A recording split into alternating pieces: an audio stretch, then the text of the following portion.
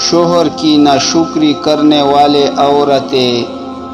حضرت ابن عباس رضی اللہ تعالیٰ عنہ سے روایت ہے، انہوں نے کہا کہ نبی کریم صلی اللہ علیہ وسلم نے فرمایا، میں نے دوزخ دیکھی تو وہاں اکثر عورتیں تھی کیونکہ وہ کفر کرتی ہے۔ لوگوں نے کہا، کیا وہ اللہ کے ساتھ کفر کرتی ہے؟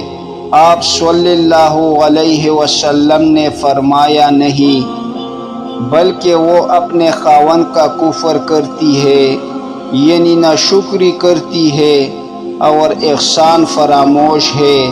وہ یوں کہ اگر تو ساری عمر عورت سے اچھا سلوک کرے، پھر وہ معمولی سی ناگوار بات تجھ میں دیکھے تو کہنے لگتا ہے کہ مجھے تجھ سے کبھی آرام نہیں ملا۔ صحیح البخاری 29۔